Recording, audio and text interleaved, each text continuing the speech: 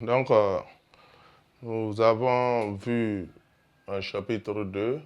On a commencé par quelques généralités pour mieux aborder la notion de génétique. Ensuite, on a vu le grand 1, le monohybridisme. En petit 1, on a vu le monohybridisme avec dominance. Et en petit 2, le monohybridisme avec codominance ou avec dominance intermédiaire ou sans dominance. Donc, ça se dit comme ça également. Donc, nous allons voir en grand 2 maintenant le dihybridisme. Le dihybridisme.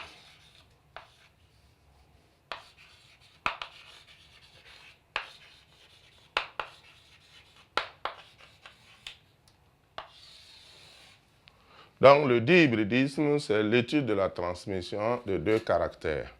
Donc, l'étude de la transmission de deux caractères, c'est-à-dire deux gènes, et bien sûr, avec deux couples d'allèles, puisque un gène est représenté par un couple d'allèles, donc s'il y a deux gènes, on aura deux couples d'allèles.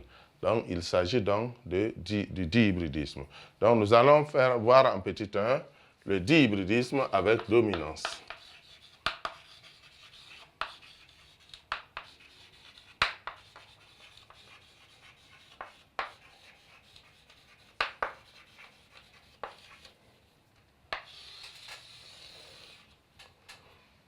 Donc, bien sûr, comme ce qu'on a fait dans le monohybridisme, on va suivre la même logique. Nous allons prendre des exemples pour les étudier. Donc, on va prendre exemple.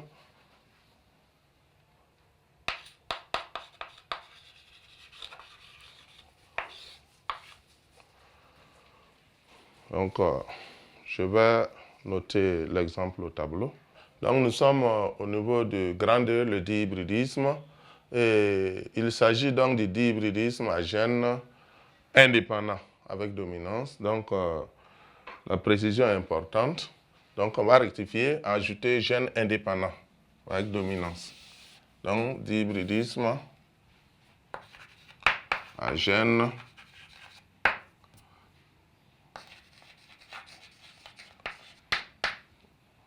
autosomaux indépendants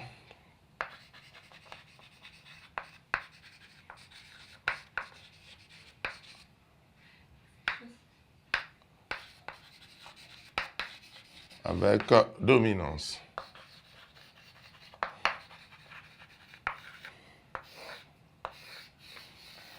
Ici, il y a le cas des gènes liés. Donc, ici, les gènes sont indépendants.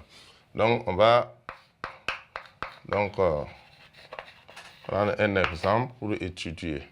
Donc, nous allons nous contenter de l'exemple que Mendel a étudié expérimentalement et nous allons voir ensemble qu'est-ce que ça va nous donner comme résultat.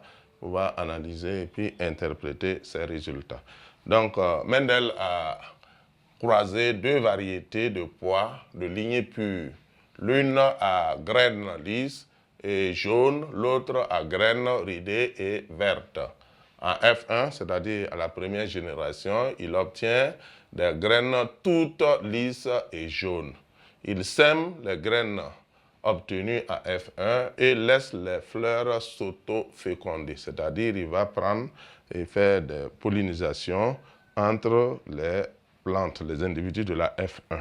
Donc, il fait donc une auto-fécondation à partir des graines de pollen donc des F1. Donc, il va donc faire les croisements. Donc, ensuite, il obtient une génération F2 comprenant 315 graines lisses et jaunes, 108 graines lisses et vertes, 101 graines ridées et jaunes et 32 graines ridées et vertes. On demande d'analyser et d'interpréter donc ces résultats.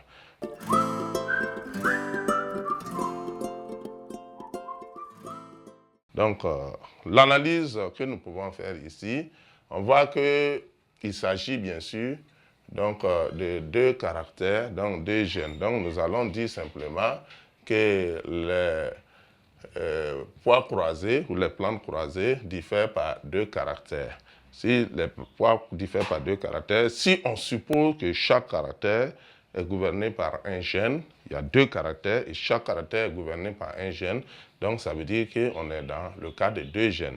Donc on va supposer qu'il s'agit d'un dihybridisme. Un dihybridisme. Donc, en ce moment, on est en train d'étudier donc 2 couples d'allèles, c'est-à-dire 2 gènes. Donc, nous pouvons aussi constater que la F1 est homogène parce que constituée uniquement d'individus à graines lisses et jaunes. Donc, la F1 est homogène. Ensuite, nous pouvons ajouter que si la F1 est homogène, bien sûr, cela nous permet de dire que la première loi de Mendel est vérifiée, même si on l'a déjà signifié que les parents sont de lignée pure. La première loi de Mendel est vérifiée, c'est-à-dire que les parents sont de lignée pure, les parents sont homozygotes. C'est ce que ça signifie. Ensuite, nous pouvons voir que les individus qui apparaissent en F1, voilà, puisqu'il y a les caractères plutôt qui apparaissent en F1, il y a des caractères parentaux qui n'apparaissent plus. Si vous remarquez, en F1, le phénotype ridé et vert disparaît. On n'a que les phénotypes jaune et lisse. Donc, ça veut dire que ces phénotypes qui apparaissent en F1 sont des phénotypes dominants.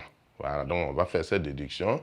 Donc, les phénotypes lisses et jaunes qui apparaissent en F1 dominent respectivement les phénotypes ridés et vert. Ça veut dire quoi? Respectivement, ça signifie que le phénotype lisse domine le phénotype ridé et le phénotype jaune domine le phénotype vert. C'est ce que ça signifie. Donc, à partir de ce moment, on peut effectuer le choix des allèles, puisqu'on a pu dire quel phénotype domine l'autre. Donc, lisse domine ridé et bien sûr, jaune domine vert. C'est ce que ça veut dire. Donc, en ce moment, on peut faire le choix des allèles. Donc, choix des allèles. Donc, on est, en réalité, depuis, c'était déjà l'analyse.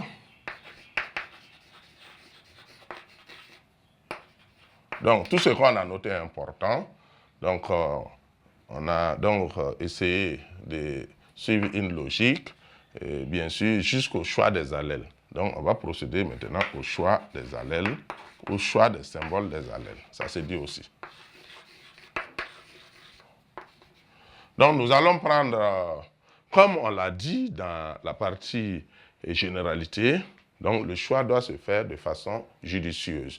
Donc, on va prendre donc, bien sûr, pour le phénotype aspect des graines, le phénotype aspect des graines, puisque vous voyez que les poids croisés diffèrent par 2 caractères. Et ces caractères, c'est caractère aspect des graines et caractère couleur des graines. Donc, aspect des graines et couleur des graines, c'est les 2 caractères étudiés. Donc, pour le caractère donc, aspect des graines,